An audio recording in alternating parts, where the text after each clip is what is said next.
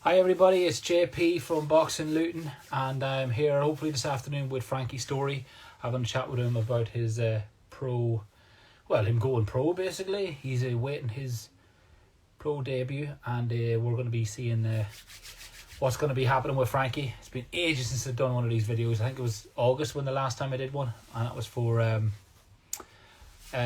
the weekly videos I was doing for the Police and Crime Commissioner for Boxing Saves Lives. So very very excited to be get chatting to Frankie now, because it's been a wee while apart from the odd conversation on the phone just to figure out what's going on with him. So just waiting for him. He's joined now. I'm waiting for him to click the button. Here he is. What's happening?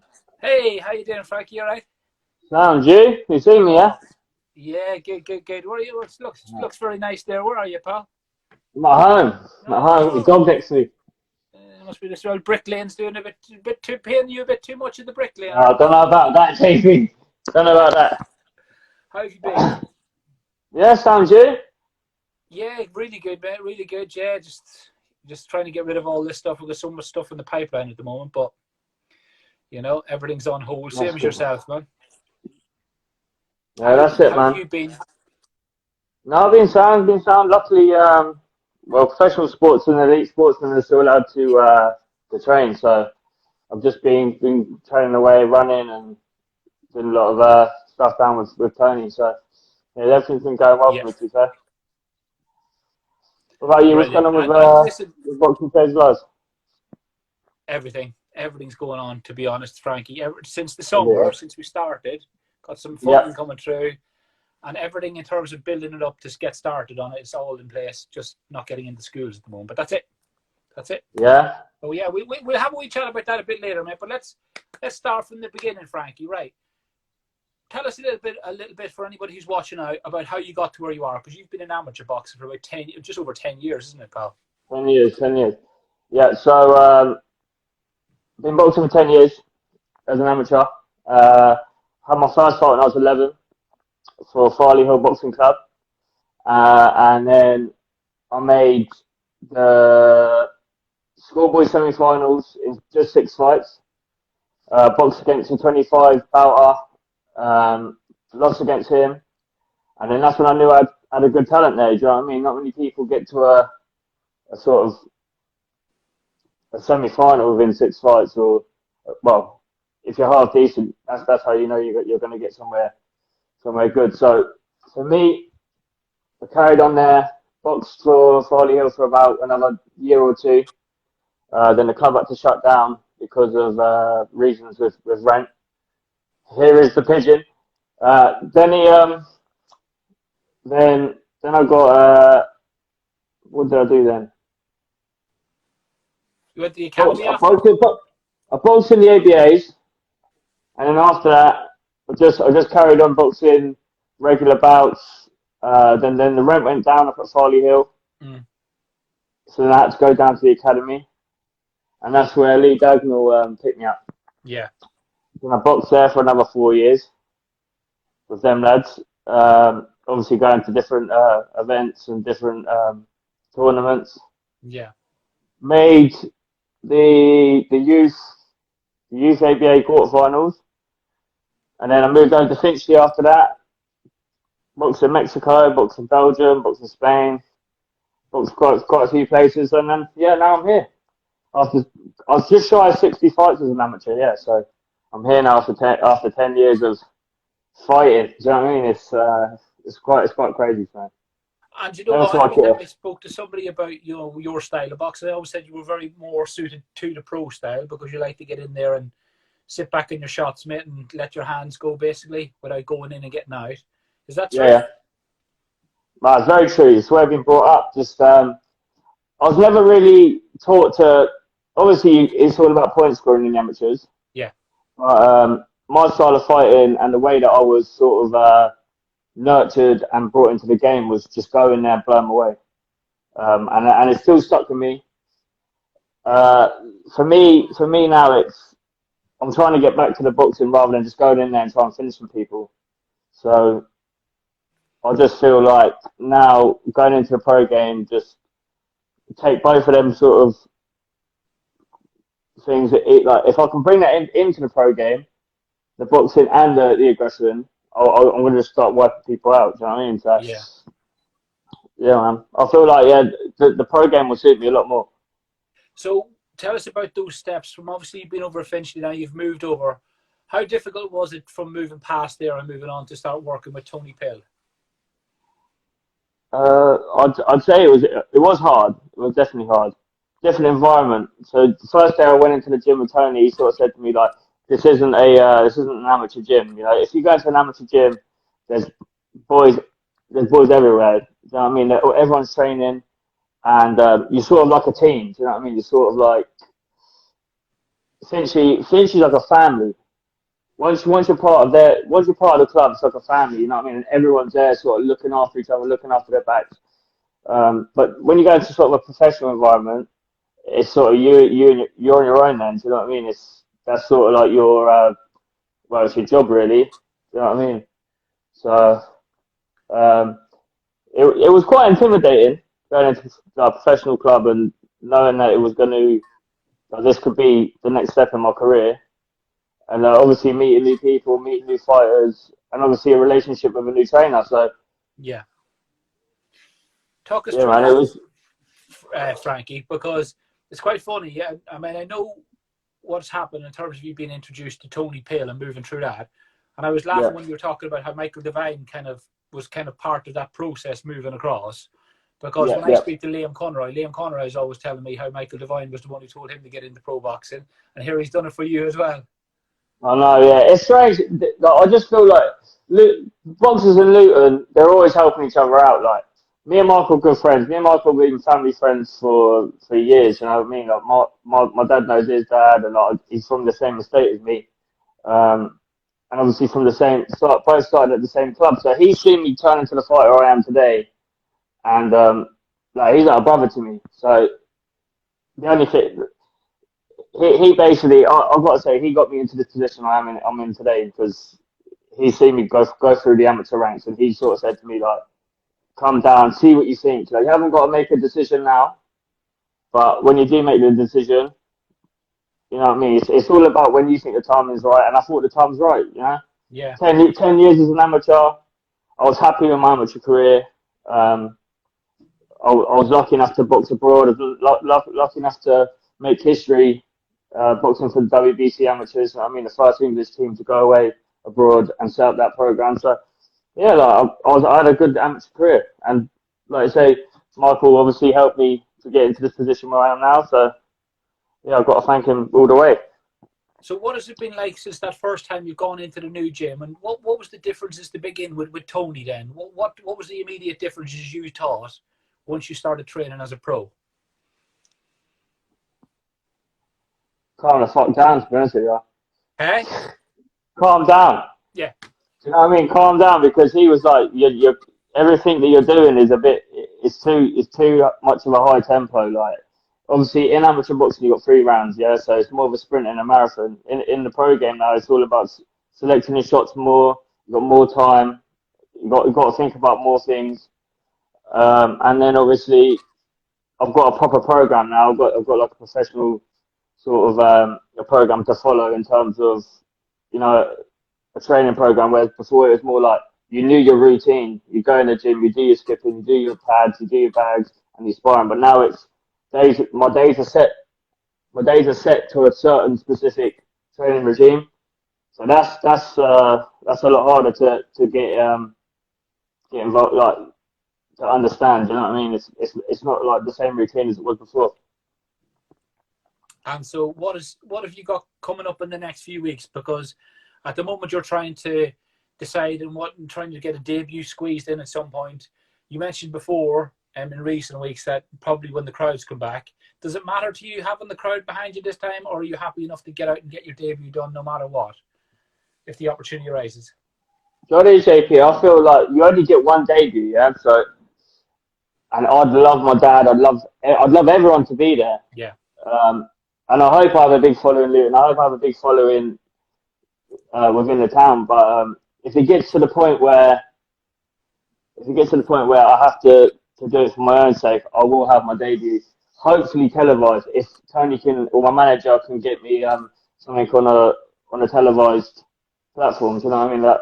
That's what I'd love to do. Obviously, get on TV, get more exposure, get myself out there. That's what it's all about. But my dream would at the moment would definitely be have the crowds back. Definitely, I feel like there's a lot of people watching in on me, and just bring new nights for people out in Luton and out in the surrounding areas, because no one around here's got much to do but go to the pub. There's no nightlife around here, so I want to just bring something new for people, a new entertainment. You know what I mean? It's an entertainment business, and yeah, I'd love it. I'd love crowds to be there, man. Yeah, and that's it. I mean, somebody said to me the other week, was asking me about, I was doing an interview and they were asking me about Jordan Reynolds. And I said I was gutted for him not making his debut, but at the same time, I wasn't gutted because I would have loved to have been there as well. Do you know what I mean? So if he'd done it behind closed doors, as would be now, I wouldn't have any chance whatsoever of actually getting to see it. And it'd be the same for you, Frankie. Do you know what I mean? Yeah, so mate. Yeah. That's exactly it. And it would be. Yeah, I know what you mean. You would. You know, you'd be a big ticket seller anyway. When the time comes, you'll have a lot of people behind you from the town. So yeah, you do really need that. You know, you'll do, as you said, you'll do what you need to. However, you know, it would make it that much more different, you know what I mean? It won't matter when your hand's raised on your debut anyway, you know, in that respect, but at the same time, in terms of my plan, JP, is, you know, we everyone wants to go with Eddie Hearn, everyone wants to go with Frank Warren, everyone wants to go to big promoters, but for me, it's like, I want to do the traditional route. Like, my whole amateur career, I never got any sort of leap ups, or I never got any sort of like bring-ins with like England or anything like that. I had quite a tough amateur career in the sense of, like, I could have mixed it with them top lads and the GB boys, 100%. Like, that's what I fully thought like I was capable of doing. But now stepping into the pro game, like taking this hard route in terms of the small hall shows, like I'm certain that I'm gonna make make big noise, and hopefully get the promoters looking in at me. And that's what I want to do. Like, I want them to come to me rather than me go to them. Yeah. And that's why I want the crowds there, you know, because every promoter loves a big ticket seller. Exactly. And for me, I feel like just having fans around is it just makes a fighter more complete. I feel if there's no fans, it's pointless. That's what I feel. Yeah. I mean, some fighters do thrive off having that big crowd in them right in close and that, and you know, some fighters don't care. But you know, it's different strokes, different folks, isn't it? So when you start fighting, Frankie, you mentioned before possibly, did you say super bantamweight you might be fighting as a pro, or you mentioned several different weights? Don't know about that after Christmas. Yeah, super bantamweight. We're looking at, if not featherweight. But what we're going to do, I've got a nutritionist now, Paul O'Neill. He's part of my team now. I've got a few other people who I'm bringing into my team, who I'm going to announce soon. And they're going to work on me, see what I can get to. We're not going to rush things. We've obviously got time. So I'm only 22. But I reckon I'll end up either a super featherweight or a lightweight, to be honest with you. Because I've got quite a lot of muscle mass. I'm quite stocky for a 5'6" fighter, so I reckon my debut will probably be at featherweight. Any titles, whether it be Southern Area title, British title, I reckon I'll be boxing at super bantam for them, definitely. I mean, this town is a big history of lightweight fighters in the round lightweight and super because, you know, you got Billy Schwer back in the day, and Graham Earl, and you got Kate Prosper at the moment fighting in the round that weight as well. So always we've got a great history of fighters in the round that weight. But if you start off in the round bantam or say feather, who are the fighters in those divisions where you'll be end up coming up against in a couple of years' time once you start stepping up? Who are the guys where most people at home would know? Oh, who would that be? That'd probably be at domestic level at the moment. You're probably looking at Chris Bork. He was a good amateur. Surprised I never met him as a senior. I think he just turned over then. Adam Mohammed was definitely a prospect coming up. I boxed him as an amateur. 100%. That hopefully that happens because I boxed him twice. He beat me twice in amateurs. That'd be a great fight for everyone to see, I feel. But yeah, super bantamweight. You're looking at previously. You're looking at the likes of Carl Frampton. Yes, yeah. Yeah, so that sort of stamp of fighter. So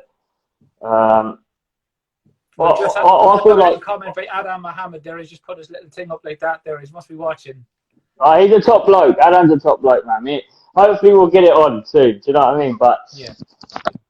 I reckon that'd be one of them fights where a lot of people be looking in on it, promoters be looking in on it, and yeah, like me and Adam, you know what I mean? He's a great sportsman, great fighter, and a great bloke in general. But when it comes to business is business. You know what I mean? Love that. If you putting the pound signs up there, And you know what I mean? that is the name of the game, isn't it, Frankie? You have to be, it's called prize fighting for a reason. Do you know what I mean? There is that financial part of it, and Yeah. what things are at the moment. Whereas before you'd be having, squabbles over persons and stuff. Now, if you're going on TV, it's kind of a lot more straightforward, and it might decide what happens next. And so when, what's it like with training with Tony now?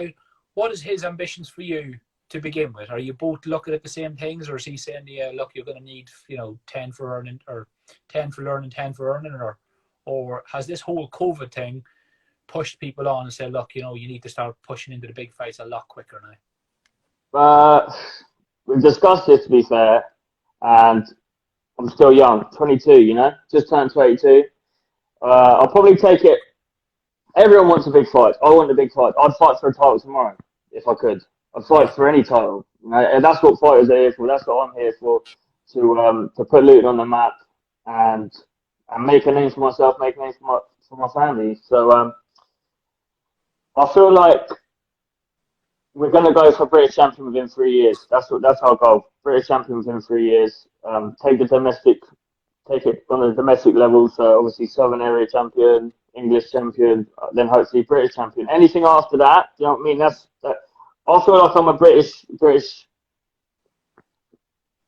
I want to go all the way, but you got to be realistic. Yeah, my goal is to win a British title. You know what I mean? Anything above that is like a dream come true. You know. So I'd say probably just take it slow. Maybe get like 4, 5, 6 fights a year, build it up, and then hopefully get the promoters coming in on me, and then sign a deal with a promoter. So, and you mentioned my career again. Yeah, and you mentioned there, Frankie, that about your family and that, and making them proud. And what was it like talking to your dad and your brother about your decision to actually move over towards the pro ranks? What kind of conversations did you have there, mate? Yeah, there's a few conversations there. It was my dad's never been a pushy parent really. My dad's involved with the boxing, but he's only been the one that's guided me. He's never been the sort of parent to be like forcing me into like doing the sport. He just says whatever you want to do, son, like you do it. So I think that's a good thing that's happened to me over the years. Like, it's made me realise what I actually want to do, because there was a few times in my amateur career where I didn't really know what I wanted to do. I didn't really know if I wanted to carry on with the boxing, and yeah, no, we had a few discussions, and he said, look, like, my dad was a great amateur, he had over 100 amateur fights and represented England, but he said he done that for himself. He wasn't doing it for to sort of better his career. Like he was just doing it for like the big macho man sort of thing. So yeah, now he says like you can make a good career out of this. Like you can change your family's life, and you could live a good life in the future. And that's exactly what I wanted to do. So it's all just to start now. So perfect. We just have a little message from Liam Conroy there and saying, get your rounds in, learn your trade. And Tony Pill will guide you right. That's it. I feel Tony's a great man, honestly, and so obviously Liam's watched me come through the ranks as a youngster as well. Obviously, he boxed for Farley Hill, so he's seen me since I was a kid. So I'll take advice of anyone. Do you know what I mean? That's what I'm getting to now. I've just been taking everyone's advice over the years, and here I am. I can't thank people enough. To be honest with you, very lucky. And as you prepare for your whenever your debut will happen, how are you going about getting sparring? Because I'm guessing with the likes of Tony and Don Charles being down the gym, you'll have a lot of people who will be heading towards that gym. Yeah, You imagine you'd be getting very, very high level sparring. yeah, yeah. I'm quite lucky. I've been sparring, well, seasoned pros at the moment, and I've been holding my own against them. But obviously, I've been working full time as well as a bricklayer. So it luckily now I've just literally just got a sponsorship from the geezer that I work for Yeah, from BBK. So I've got to thank them enough. They give them like letting me work part time now, so I can focus more on my career. And they're giving me the days off for me to go and spar and obviously train. And I can't thank them enough. But you know, the sparring's been hard. Like before, like before I went to Tony's gym, the most rounds I probably ever sparred in an amateur club were probably like 4 or 5. But now he's getting me sparring like 6, 7 rounds, you know. yeah, And you start feeling it a lot more. So yeah, look, honestly, mate, I'm so happy that I can't. From where I was a few years ago, looking back now, it's just like things could have been so much different for me, JP. Do you know what I mean? mm. I can't thank like for. There's a lot of people I've got to thank, but mainly mainly Sean Murphy, I'd say. Mainly Sean Murphy, Yeah. 100%.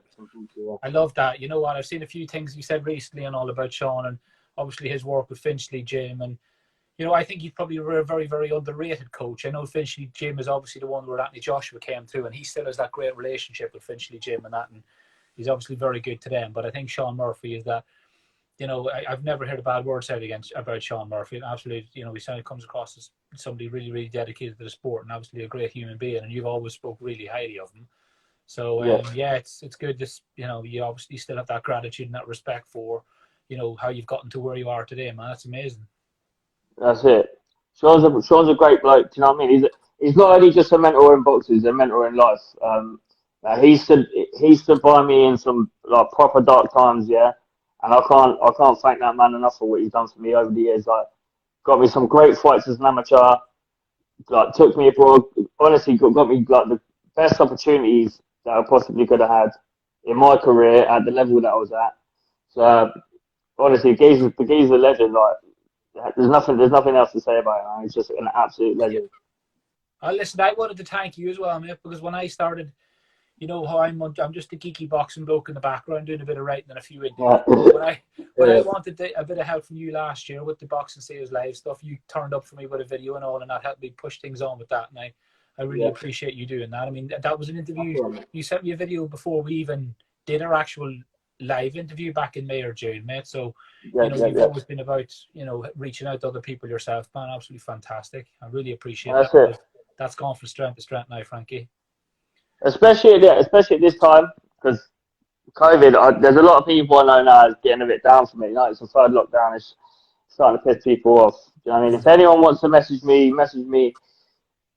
JP, I'll say how it is. Yeah, I'm talking to you now like I'm this like professional boxer. Yeah? I am an absolute messer. Like, if I'm not talking about boxing, yeah, like I've got to be serious on the camera. But as soon as this camera's off, I'll be laughing like, Yeah, upstairs and like having a good laugh. But if anyone wants, like, if I can cheer anyone up, yeah, I'll do it. You know what I mean? That's what I'm all about. I'm all about having fun.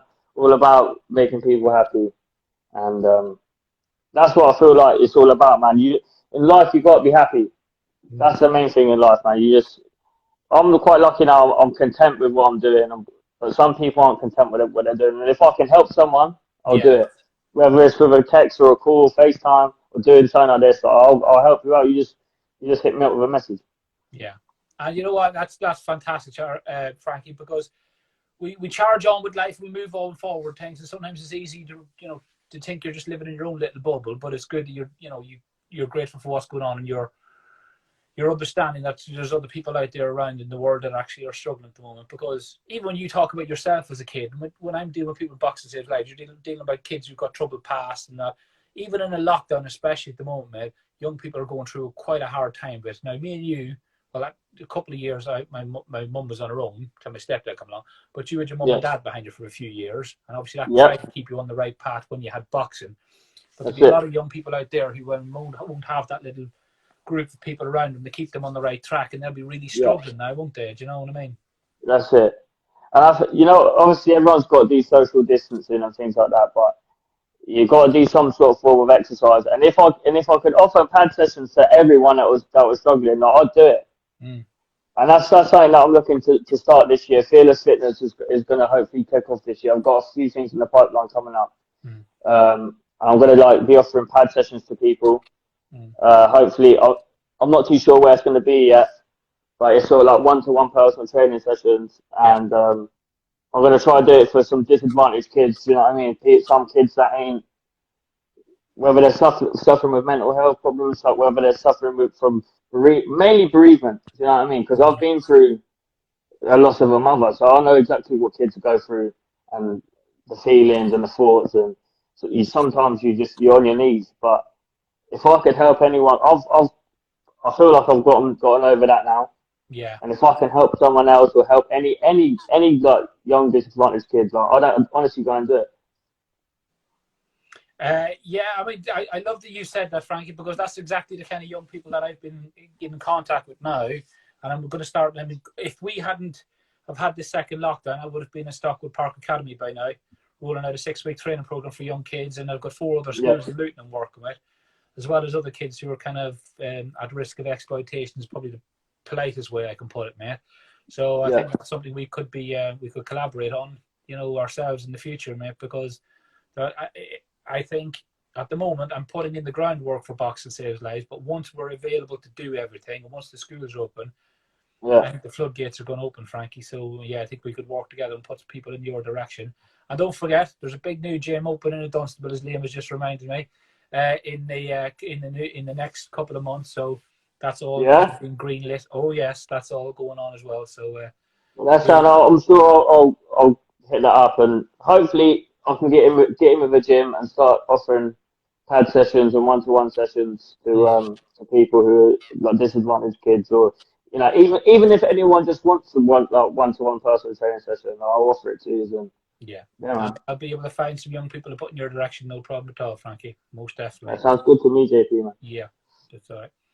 So you're excited to see what happens next, Frankie. I can't wait. I'm so proud of you, man, moving forward and taking that step into the pro game. You've got a great manager and coach behind you in Tony Pale, a great gym. You must be bubbling, mate. Mate, I tell you, it's I've spoken to you before. When I was like 4 or 5 years ago, I didn't.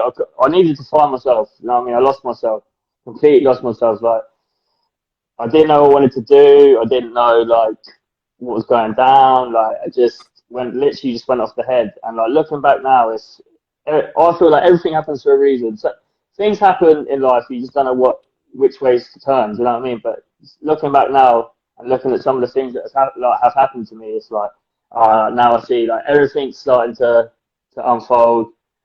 I was patient with it.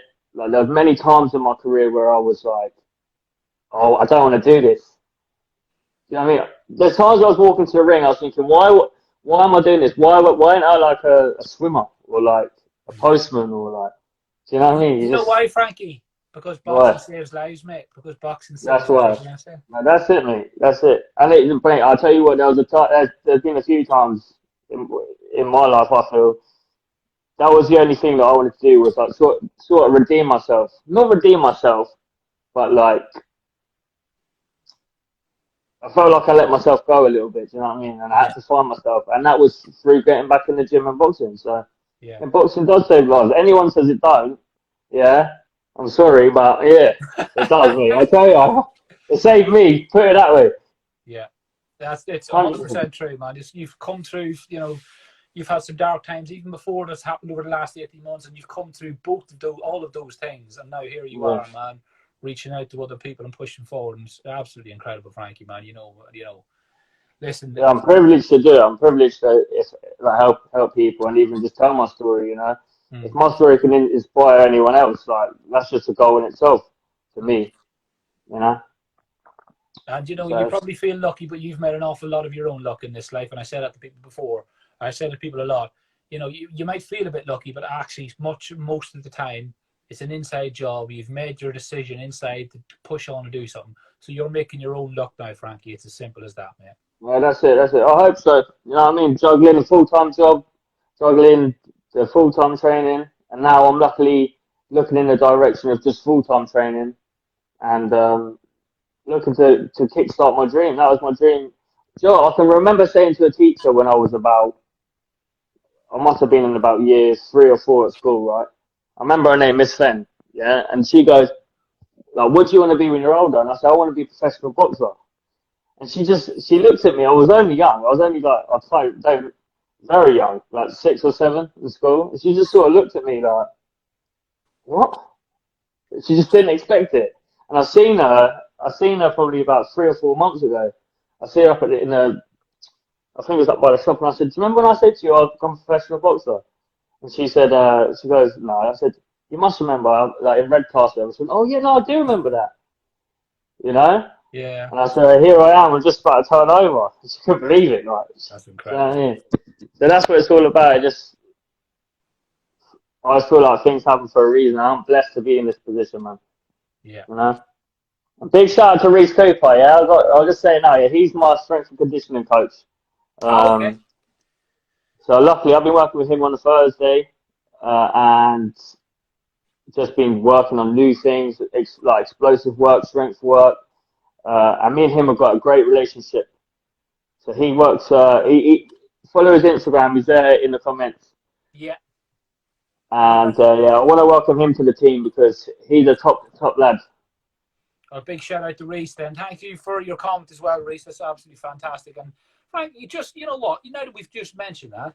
Tell people who don't quite understand what does it. You wouldn't have them much in the you wouldn't think you'd have one in the amateurs.